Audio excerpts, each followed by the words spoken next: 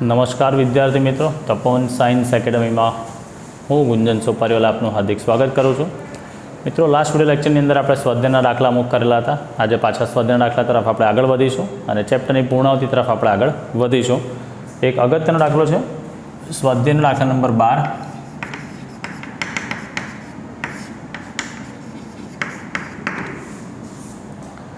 કોઈ એક દડાને 90 મીટરની ઊંચાઈ પરથી જમીન પર પડતો મૂકવાનો છે. 90 મીટરની ઊંચાઈ પરથી જમીન પર એને પડતો મૂકવાનો છે. પડતો મૂકવો એટલે મુક્ત પતન તો વધુ દિશામાં આવે છે. ફર્શ સાથેના પ્રત્યેક સંઘાત, ફર્શ એટલે ફ્લોરિંગ આપણું જમીન, ફર્શ સાથેના સંઘાત દરમિયાન દડો તેની મૂળ ઝડપના 10મા ભાગ જેટલી ઝડપે ગુમાવે છે. એટલે ઉપરથી અત્યારે દડો મારી પાસે હાથમાં છે તો પ્રારંભિક વેગ તેનો 0 હશે, છોડી દઈશ, નીચે આવશે તેમ તેમ વેગ વધશે. જમીન પર જ્યારે અથડાય છે ત્યારે જે વેગ હશે અને જમીન પરથી અથડાઈને પાછો ઉપર જશે ત્યારે એની 10% વેગ એને શું કરેલો છે, ગુમાવેલો હશે. એટલે નીચેથી ઉપર પ્રારંભિક વેગ એનો 0, અહીંયા અથડાયો, વેગ v થયો. હવે આ જે વેગ અથડાય છે તેનો 10% ગુમાવે છે એટલે પાછો ઉપર જશે ત્યારે કેટલી ઝડપ સાથે જશે? 90% વેગ સાથે જે જવાનો છે તેવું કહેવા માંગે છે. તો આ ગતિ માટે 0 થી 12 સેકન્ડ માટે ઝડપ વિરુદ્ધ સમયનો આલેખ દોરવાનો છે. એટલે દડો પહેલાં ક્યાંથી ક્યાં આવે છે? 90 મીટરની ઊંચાઈથી એ નીચે તરફ આવે છે. તો પહેલાં આપણે અહીંયા લખી શકીએ 90 મીટરની ઊંચાઈથી 90 મીટરની ઊંચાઈથી દડાની શિરોલંબ એટલે કે અધો દિશાની શિરોલંબ અધો દિશાની ગતિ માટે આપણે પહેલાં વિચારીએ. ચાલો, તમારી પાસે પ્રારંભિક વેગ v0 બી કહેવાય અથવા તો u બી કહી શકાય 0, કારણ કે પડતો મૂકવામાં આવે છે. અહીંયા શું કીધું છે? દડો પડતો મૂકતા એનો પ્રારંભિક વેગ કેટલો થાય દીકરા? 0 થાય. પ્રારંભિક વેગ એનો 0 થશે, બરાબર. ગુરુત્વ પ્રવેગ g આપણે લઈ લઈશું 10 મીટર પર સેકન્ડ સ્ક્વેર અને ઊંચાઈ તમને આપેલી છે. ઊંચાઈને અંતર d કહી શકો અથવા તો ઊંચાઈ h કહી શકો. 90 મીટરની ઊંચાઈ તમને આપેલી છે. તો પહેલાં તો ઉપરથી હાથમાં 90 મીટરની ઊંચાઈથી જમીન પર પડતા એને કેટલો સમય લાગે છે તે તો અહીંયા લખી શકાય 90 મીટરની ઊંચાઈથી જમીન પર અથડાતા લાગતો સમય, એ સમયને આપણે ધારીએ છીએ t અને તથા તેનો વેગ આપણે v ધારીએ છીએ, બરાબર. આ હું પહેલાં શોધી કાઢીશ કેટલા સમયમાં નીચે આવે છે, કારણ કે 12 સેકન્ડના સમયગાળામાં જ જોવાનું છે ને આપણે. એટલે ચલો, તો તમારી પાસે પહેલું સૂત્ર છે, યાદ કરો. અચળ પ્રાયોગિક ગતિનું સૂત્ર d = v0t plus half at² આ સૂત્ર છે, બરાબર.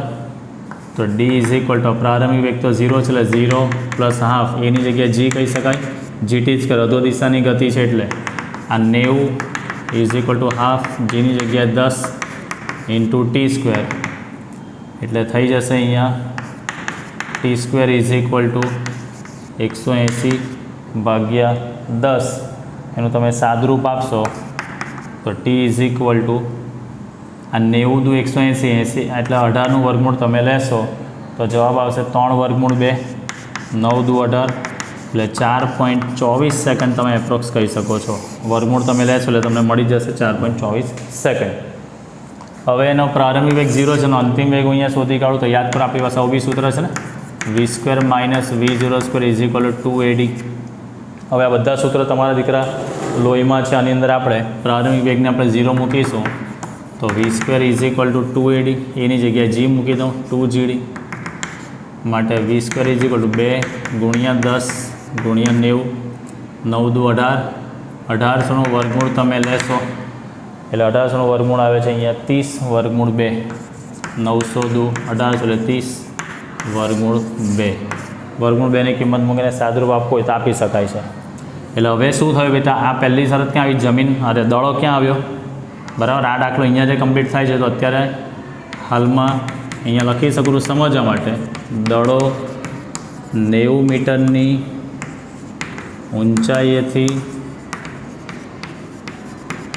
જમીન પર આવ્યો છે અને જમીન પર અથડાશે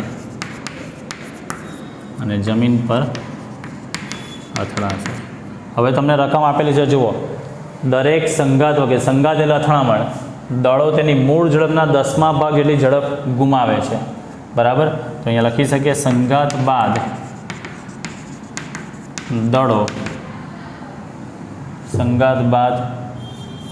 દળાનો પ્રારંભિક વેગ, બરાબર, એને આપણે કહીએ v0 ડેશ, એટલે 90%, એટલે વીના 90% થશે, આના 10% ગુમાવી દેશે, એટલે 90% બાકી રહેશે. એટલે વીના કેટલા ટકા કરવાના છે દીકરા? આપણે 90% તમારે કરવા પડશે. વી એટલે 30 વર્ગમૂળ 2 અને 90%, એટલે 90/100. મીંડું જાય, આ જાય, એટલે હવે અથડાઈને જ્યારે પાછો ઉપર જશે ત્યારનો વેગ 9×27 વર્ગમૂળ 2 મીટર પર સેકન્ડ. આ કયો વેગ થયો દીકરા? આ વેગ સાથે દળો હવે પાછો જમીનથી ક્યાં જશે? ઉપર તરફ જશે. ચાલો, તો હવે મેઇન વસ્તુ, આ કિસ્સામાં આ જમીન છે, અથવા તો આને હું કહી દઉં છું આ ફર્શ છે. એટલે દડો અહીંયા હતો, અહીંયાનો પ્રારંભિક વેગ 0 હતો, અહીંયાનો પ્રારંભિક વેગ 0, જ્યારે નીચે અથડાશે ત્યારે એનો અંતિમ વેગ થઈ જશે એનો v. ચલો, તો આ 27 વર્ગમૂળ 2 મીટર પર સેકન્ડ આ વેગ સાથે દડો જમીનથી ઉપર તરફ જશે. હવે જ્યારે ઉપર તરફ જશે ત્યારે એને મહત્તમ ઊંચાઈએ પહોંચવા માટે લાગતો સમય આપણે જોઈ ગયા અહીંયા કે એનો પ્રારંભિક વેગ એનો 0 હતો. હવે આ જમીન પર નીચે આવ્યો છે, હવે અહીંયાથી અથડાઈને દડો પાછો ક્યાં જશે? ઉપર તરફ જશે, બરાબર. તો હવે ફરી પાછો આપણે અહીંયા શોધીશું મહત્તમ ઊંચાઈએ પહોંચવા માટે લાગતો સમય.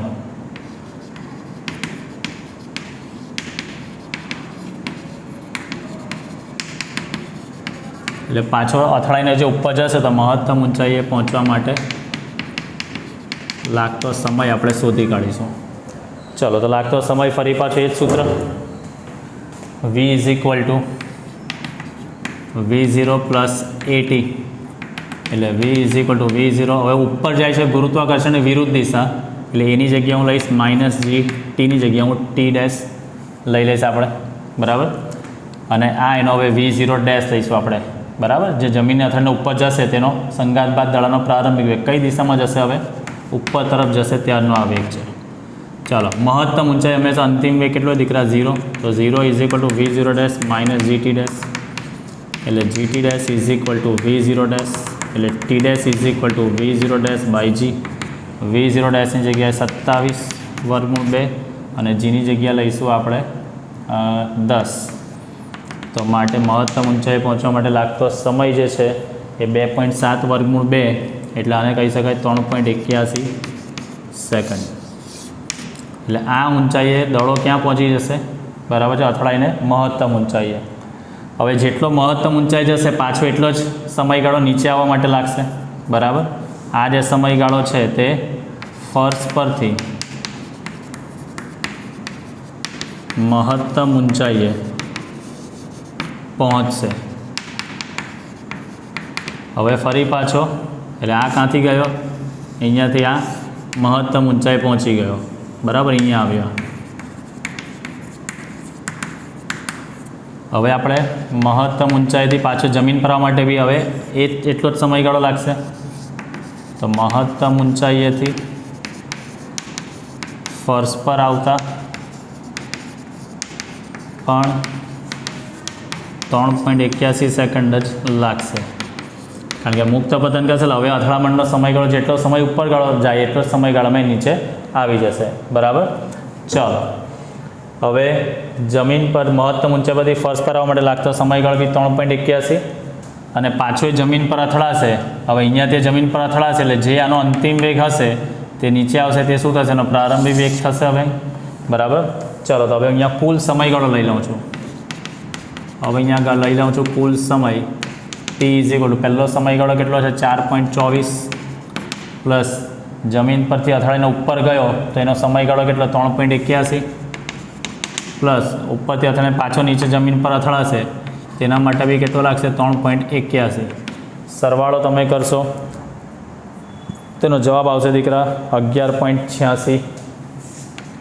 11.86 સેકન્ડ. એટલે આપણે એને એપ્રોક્સ કેટલી સેકન્ડ કહી શકીશું? 12 સેકન્ડ. આવી ગયો 12 સેકન્ડ.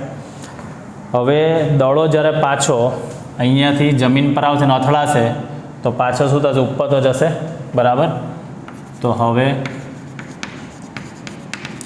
બીજા સંઘાત બાદ દડાનો વેગ, જે પેલો V0 ડેશ લીધેલો હતો ને, આપણે V0 ડબલ ડેશ લઈશું. તો V0 double dash is equal to શું લખાશે? 10% તો એ પાછો વેગ ગુમાવી દેશે. એટલે જે V0 ડેશ હતો, V0 ડેશના કેટલા ટકા કરવાના? આપણે 90%. એટલે 27 વર્ગમૂળ 2 ગુણ્યા 90/100. એટલે એ સમયગાળો તેનો થશે જવાબ દીકરા 24.3 વર્ગમૂળ 2 મીટર પર સેકન્ડ. 24.3.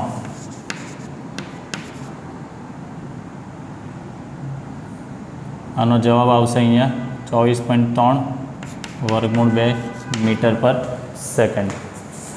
ચાલો, તો મેઇન વસ્તુ આ આપણો સમયગાળા માટે થઈ ગયો. તમને એવું કીધેલું છે હવે 0 થી 12 સેકન્ડ માટેનો સમયગાળો. તો 0 થી 12 સેકન્ડના સમયગાળામાં હવે તમારે આલેખ જે દોરવાનો છે, બરાબર, ઝડપ વિરુદ્ધ સમયનો આલેખ હું અહીંયા જ દોરીશ, બરાબર. થોડો નાનો આલેખ દોરીશ દીકરા, ધ્યાનથી સમજજો.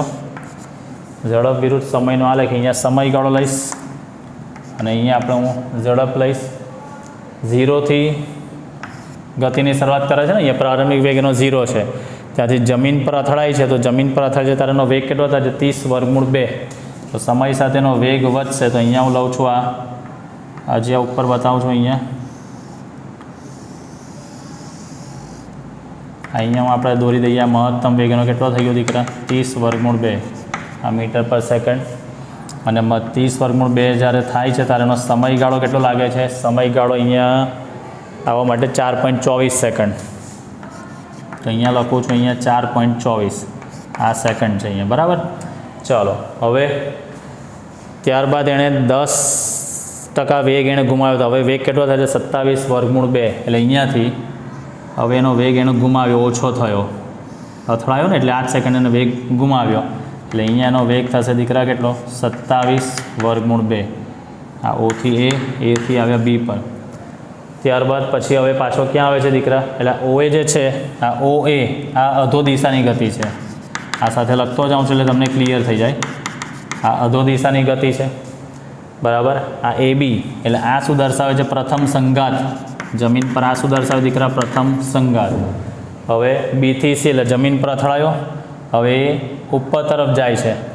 તો એનો સમયગાળો તમને મળશે કેટલો?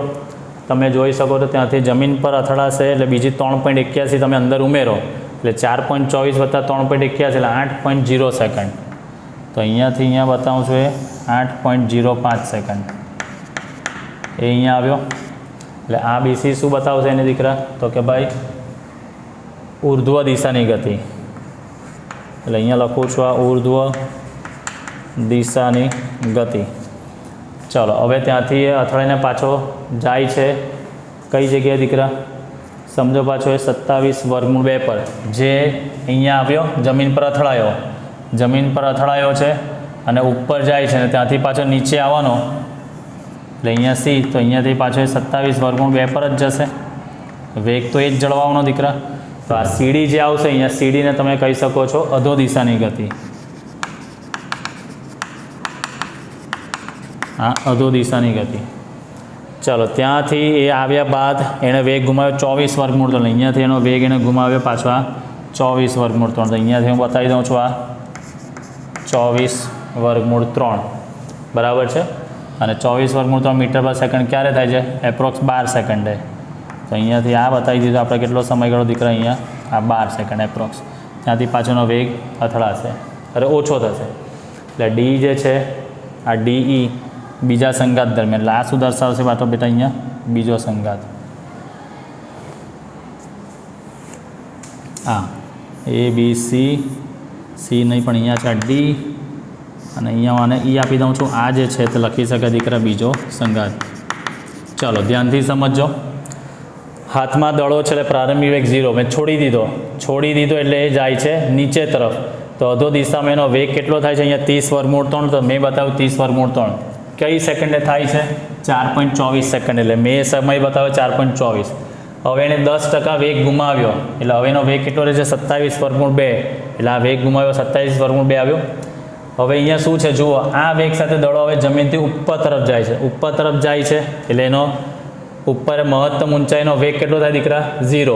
તો મહત્તમ ઊંચાઈ વેગ એનો થઈ ગયો, મેં કેટલો બતાવ્યો અહીંયા? 0 વેગ, બરાબર છે.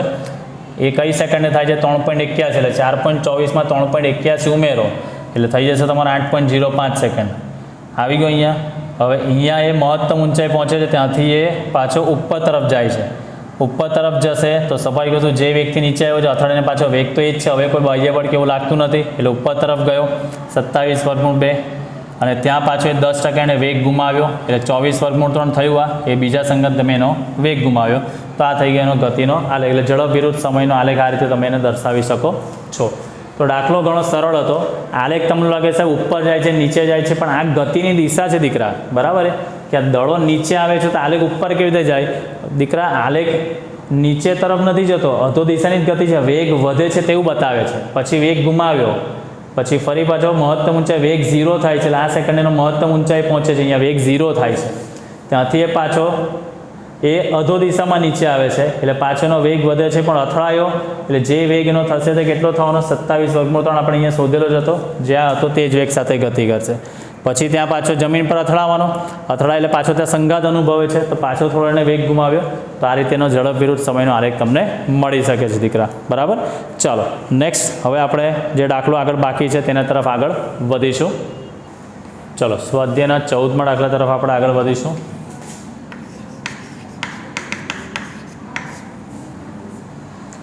એક વ્યક્તિ સુરેખ માર્ગે 5 કિલોમીટર પ્રતિ કલાકની ઝડપે તેના ઘરેથી 2.5 કિલોમીટર દૂર આવેલા માર્કેટમાં જાય છે.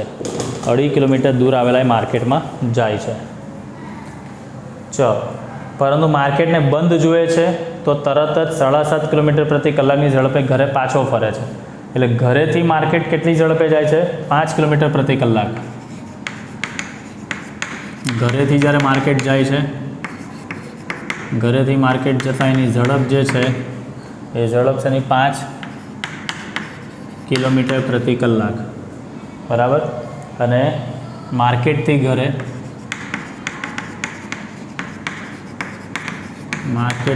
જતાં એની ઝડપ જે છે તે છે 7.5 કિલોમીટર પ્રતિ કલાક. ચાલો, તો પહેલું એ સરેરાશ વેગનું મૂલ્ય તમારે શોધવાનું છે. તો પહેલાં તો આ ઝડપ સાથે અને ઘરથી માર્કેટનું અંતર આપણે લખી દઈએ. ઘરથી માર્કેટનું અંતર જે છે તે 2.5 કિલોમીટર છે, 2.5 કિલોમીટર, બરાબર. હવે મેઇન વસ્તુ પહેલાં તો માર્કેટ સુધી પહોંચવા, ઘરેથી માર્કેટ સુધી પહોંચતા લાગતો સમય હું શોધી કાઢું. ઘરેથી માર્કેટ સુધી પહોંચવા લાગતો સમય બરાબર કાપેલું અંતર છેદમાં એની ઝડપ. ચલો, કેટલી છે? અંતર એનું 2.5 કિલોમીટર અને ઝડપ એની કેટલી છે? 5. એટલે ડેટ મીન્સ અડધો કલાક થશે. અડધો કલાક એટલે આપણે 30 મિનિટ પણ કહી શકીશું. હવે માર્કેટ બંધ છે, લાલો પાછો ઘરે આવે એટલે માર્કેટથી ઘર સુધી પહોંચવા લાગતો સમય, અંતર તો 2.5 કિલોમીટરનું જ થવાનું, પણ માર્કેટથી ઘરે જતાની ઝડપ 7.5 છે ને. ચાલો, એટલે કેટલું થશે? 1/3 કલાક. કલાકને તમારે મિનિટમાં ફેરવવી હોય તો ગુણ્યા 60 એટલે કેટલી થશે દીકરા? 20 મિનિટ થશે અહીંયા બીજી. ચાલો, હવે પહેલું તમને કીધું છે સરેરાશ વેગનું માન અને બીજું સમયગાળા 0 થી 30 મિનિટમાં, આ બધું તમારે શોધવાનું છે, બરાબર. ચાલો, પહેલો કિસ્સો 0 થી 30 મિનિટમાં તમારે શોધવાનું છે. 0 થી 30 મિનિટ, 0 થી 30 મિનિટ. તો હવે હું અહીંયા લખીશ આ 0 - 30ની સમજતા હે કે 0 થી 30 મિનિટમાં, તો 0 થી 30 મિનિટની અંદર સરેરાશ ઝડપ એટલે શું આવે દીકરા? કાપેલું કુલ અંતર છેદમાં તે માટે લાગતો સમય. તો સમય 0 થી 30 મિનિટ, 30 મિનિટમાં ક્યાં પહોંચે? તો ઘરેથી માર્કેટ જ પહોંચે છે. તો ઘરેથી માર્કેટનું અંતર કેટલું? 2.5 કિલોમીટર, અને અંતર એનો 30 મિનિટ એટલે અડધો કલાક થવાનો કે નહીં? એટલે કેટલું થવાનું? 5 કિલોમીટર પ્રતિ કલાક, બરાબર. અને સરેરાશ વેગ હવે શોધીએ અહીંયા. સરેરાશ વેગ એટલે સ્થાનાંતરના છેદમાં સમય. ઘરેથી માર્કેટે જાય છે એટલે સ્થાનાંતરનો અંતર તો સરખા જ હશે, અને સમય તો અડધો કલાક 30 મિનિટ જ છે, એટલે એમાં બી કેટલો આવશે? 5 કિલોમીટર પ્રતિ કલાક. એટલે આ કિસ્સામાં તમે અહીંયા જોશો તો અહીંયા સરેરાશ વેગ ઇઝ ઇક્વલ ટુ શું થશે? અહીંયા સરેરાશ ઝડપ. એટલે અહીંયા સરેરાશ ઝડપ ઇઝ ઇક્વલ ટુ લખી શકાય દીકરા અહીંયા સરેરાશ વેગ. ચાલો, હવે તમને કીધું પેલું 0 થી 50 મિનિટ, 0 થી 50 મિનિટ, 0 થી 50 મિનિટ. તો આ કિસ્સામાં સરેરાશ ઝડપ કાપેલું અંતર 0 થી 50 મિનિટ એટલે 30 મિનિટ જતા થાય છે માર્કેટ, અને માર્કેટથી ઘરે આવતા 20 એટલે 50 મિનિટમાં એ પાછો ક્યાં આવે છે દીકરા?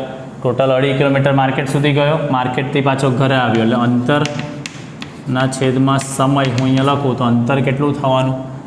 તો કે 5 કિલોમીટર, અને સમય કેટલો થવાનો? 50 મિનિટ. તો 50 ભાગ્યા 60 એટલે આમે શેમાં ફેરવું દીકરા? કલાકમાં ફેરવું છે, બરાબર. આ કિલોમીટરમાં છે, 60 ઉપર જશે એટલે એનો જવાબ આવે છે તમારો કેટલો? 6 કિલોમીટર પ્રતિ કલાક. 6 કિલોમીટર પ્રતિ કલાક, બરાબર. આ કિસ્સામાં સ્થાનાંતર કેટલું થશે દીકરા? આ કિસ્સામાં સ્થાનાંતર કેટલું થશે? અહીંયા શૂન્ય થાય. કેમ? ઘરેથી માર્કેટ ને માર્કેટથી પાછો ઘરે આવે છે ને 50 મિનિટ સુધીમાં, તો સ્થાનાંતર શૂન્ય. માટે આ કિસ્સામાં એનો સરેરાશ વેગ જે છે એ બી કેટલો થશે દીકરા? શૂન્ય જ થાય. ચલો, હવે તમને કીધું છે 0 થી 40 મિનિટ માટે. ત્રીજો કિસ્સો જે આપેલો છે દીકરા અહીંયા 0 થી 40 મિનિટ. તો 0 થી 30 મિનિટમાં તો એ ક્યાં પહોંચે છે? ઘરેથી માર્કેટ જાય છે, બરાબર. તો મેઇન વસ્તુ માર્કેટથી 0 થી 40 મિનિટમાં, તો માર્કેટથી 1 મિનિટ રકમ વાંચો. હા, 0 થી 40 મિનિટમાં તો માર્કેટથી પાછા ફરતા 0 થી 30 મિનિટમાં એ કેટલું અંતર કાપે છે? 2.5 કિલોમીટર. બાકીની 10 મિનિટમાં કેટલું અંતર કાપે છે તે આપણે શોધવાનું રહેશે. તો અહીંયા લખી શકાય પ્રથમ 0 થી 30 મિનિટમાં કાપેલ અંતર કેટલું થવાનું દીકરા? 2.5 કિલોમીટર. કારણ કે 30 મિનિટમાં તો ક્યાં પહોંચે છે? માર્કેટ જ પહોંચે છે ને. હવે પછીની 10 મિનિટમાં, પછીની 10 મિનિટમાં કાપેલ અંતર, ચાલો પછીની 10 મિનિટ 30 થી 40 મિનિટની વાત, તો 30 મિનિટે માર્કેટ પહોંચે છે, પછી 31મી મિનિટથી પાછો ક્યાં આવે છે દીકરા? ઘરે જાય છે. તો એ 10 મિનિટમાં માર્કેટથી ઘર સુધીમાં 10 મિનિટમાં કેટલું અંતર કાપે છે તે તમારે શોધવાનું છે. ચાલો, કેટલું થશે દીકરા? મને કહી શકો અહીંયા. જુઓ, માર્કેટથી ઘર સુધી પહોંચતા એને 20 મિનિટ લાગે છે, માર્કેટથી ઘરે જતાને 20 મિનિટ લાગે છે. તો 2.5 કિલોમીટરનું અંતર કાપતા 20 મિનિટ લાગે છે. તો સ્વાભાવિક વસ્તુ છે કે 10મી મિનિટે ક્યાં આવ્યો હશે? અડધે આવ્યો હશે ને, બરાબર. 0 થી 20 મિનિટ એને લાગે છે માર્કેટથી ઘરે જતા. તો હવે તો 10 મિનિટમાં એને કેટલું અંતર કાપેલું હશે? તો સ્વાભાવિક વસ્તુ છે કે એને અડધું જ અંતર કાપેલું હશે. તો આ 10 મિનિટમાં એને કાપેલું અંતર કેટલું થવાનું દીકરા? અહીંયા મારે લખવું હોય તો 2.5 ભાગ્યા 2 એટલે 1.25 કિલોમીટર થશે, બરાબર. ચાલો, તો હવે આપણે શોધી કાઢીએ અહીંયા કુલ અંતર. પહેલાં હું શોધું છું અહીંયા કુલ અંતર. ચાલો, કુલ અંતર કેટલું થશે દીકરા? 2.5 પ્લસ 1.25 એટલે એ થશે, સાદુરૂપ તમે આપો, આ 2.50 અને 1.25, 5, 7 અને 3.75 કિલોમીટર, બરાબર. અને હવે સ્થાનાંતર માર્કેટથી ઘરનું અંતર કેટલું છે? 2.5 કિલોમીટર, એમાંથી ઓલરેડી કેટલું કવર કરી નાખ્યું 1.25 કિલોમીટરનું, તો ડેટ મીન્સ સ્થાનાંતર કેટલું થવાનું એનું 1.25 કિલોમીટર જ થવાનું. તો હવે આપણે શોધી કાઢીએ એની સરેરાશ ઝડપ. સરેરાશ ઝડપ એટલે કે આપેલું કુલ અંતર 3.75 છેદમાં 40 મિનિટ એટલે 40 ભાગ્યા અહીંયા કરી દીધું 60 એટલે આશેમાં ફેરવાઈ ગયું કલાકમાં, આ કિલોમીટરમાં. આનો જવાબ આવે છે દીકરા તો 5.625 5.625 કિલોમીટર પ્રતિ કલાક. ચાલો સરેરાશ વેગ તો સ્થાનાંતર કેટલું છે 1.25 40 છેદમાં 60. ચાલો કેટલું થશે 1.875 કિલોમીટર પ્રતિ કલાક થયું. એટલે મેઇન આ કિસ્સાની અંદર તમારે જે પેલું 10 મિનિટમાં કેટલું અંતર કાપે છે એ તમને શોધતા આ રીતે આવડવું જોઈએ. તો દાખલો ઘણો સરળ છે. હવે એની અંદર જ તમને 15મો પ્રશ્ન જુઓ કે પ્રશ્ન 3.13 એ ગણેલો છે આપણે, અને 3.14માં આપણે સરેરાશ ઝડપ અને સરેરાશ વેગ વચ્ચેનો તફાવત કાળજીપૂર્વક સ્પષ્ટ કર્યો. તાત્ક્ષણિક ઝડપ અને તાત્ક્ષણિક વેગ માટે આવા તફાવત પર વિચાર કરવા આવશ્યક નથી. તાત્ક્ષણિક ઝડપ હંમેશા તાત્ક્ષણિક વેગના માન જેટલી હોય છે. શા માટે? તો બેઝિકલી આપણને ખબર છે બેટા કે તાત્ક્ષણિક વેગનું મૂલ્ય એટલે ચોક્કસ સમય મળતું મૂલ્ય, અને તાત્ક્ષણિક ઝડપનું મૂલ્ય એ પણ ચોક્કસ સમય મળતું મૂલ્ય. તો ચોક્કસ સમયે તો હંમેશા તાત્ક્ષણિક વેગ અને તાત્ક્ષણિક ઝડપ બંને કેવા હોવાના છે? સમાન હોવાના જ છે. આપણે થિયરીમાંની પણ અંદર અભ્યાસ કરી ગયા છે દીકરા, બરાબર. તો મેઇન વસ્તુ જ્યારે બી તમે સૂક્ષ્મ સમયગાળા પર તમે કામ કરો, સૂક્ષ્મ સમય માટે કામ કરો, ત્યારે હંમેશા તત્કાલીન ઝડપ અને તત્કાલીન વેગ બંને કેવા જોવા મળે છે દીકરા? સમાન જ તમને જોવા મળતા હોય છે. તો આની અંદર તમારે ખાલી લખવાનું કંઈ નથી, એક સમજવા માટે છે કે તત્કાલીન ઝડપ હંમેશા તાત્ક્ષણિક વેગના માન જેટલું હોય છે. તો શું લખવાનું કે તાત્ક્ષણિક રાશિ એ હંમેશા સૂક્ષ્મ સમયગાળો એટલે કે ચોક્કસ સમયગાળા માટે માહિતી આપે છે, અને ચોક્કસ સમયગાળે હંમેશા તાત્ક્ષણિક વેગ અને તાત્ક્ષણિક ઝડપના મૂલ્ય સમાન હોય જ છે. બરાબર છે. ચાલો તો અહીંયા આપણે દીકરા કામ કમ્પ્લીટ થાય છે. હવે આપણે નેક્સ્ટ આગળના દાખલા તરફ આપણે આગળ વધીશું. ચલો સ્વાધ્યાયના દાખલા નંબર 21 તરફ આગળ વધીએ. આલેખ તમને આપી દીધેલો છે. એક્સ વિરુદ્ધ ટીનો આલેખ તમને આપેલો છે.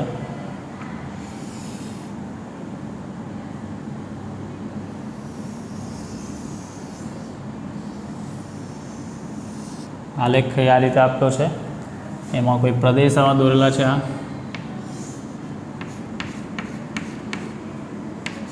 નંબર 1,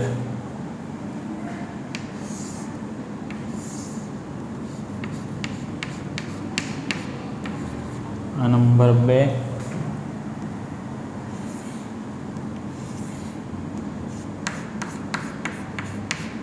આ નંબર 3.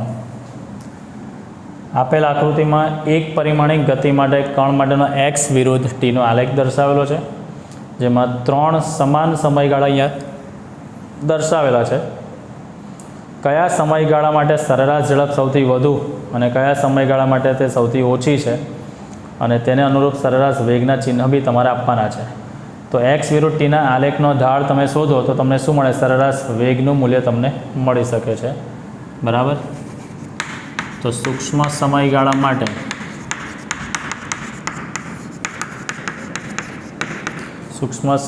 માટે એક્સ વિરુદ્ધ ટીના આલેખનો ઢાળ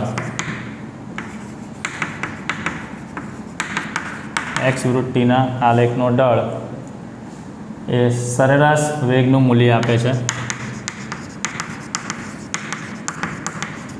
સરેરાશ વેગનું મૂલ્ય આપે છે. હવે તમે આલેખમાં 3 સમાન સમયગાળામાં આલેખ તમને આપેલા છે. રકમને વાંચો.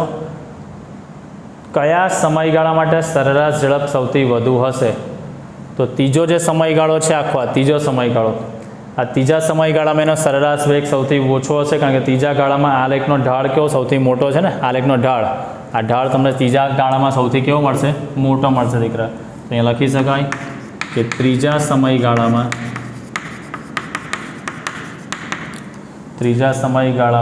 સરેરાશ વેગ સૌથી વધુ હશે. બરાબર. કારણ કે તેમાં એક્સ વિરુદ્ધ ટીના આલેખનો ઢાળ વધારે છે, આલેખનો ઢાળમાં વધારે છે. ચલો બીજો સમયગાળામાં જો આલેખનો ઢાળ કેવો સૌથી અહીંયા ઓછો છે તો અહીંયા લખી શકાય કે બીજા સમયગાળામાં સરેરાશ વેગ સૌથી ઓછો હશે, કારણ કે એમાં આલેખનો ઢાળ સૌથી ઓછો છે, કારણ કે તેમાં એક્સ વિરુદ્ધ ટીના આલેખનો ઢાળ ઓછો છે. પછી એવું કીધું છે દરેક સમયગાળાને અનુરૂપ સરેરાશ વેગના ચિહ્નો આપો. તો પહેલાં ને બીજા ગાળામાં આલેખ ઉપર તરફ જાય છે એટલે વેગ તમારો ધન મળશે, ત્રીજા ગાળામાં કેવો મળશે? ઋણ મળશે. અહીંયા લખી શકાય પહેલા અને બીજા સમયગાળામાં સરેરાશ વેગના મૂલ્યો ધન છે, સરેરાશ વેગના મૂલ્યો ધન છે, જ્યારે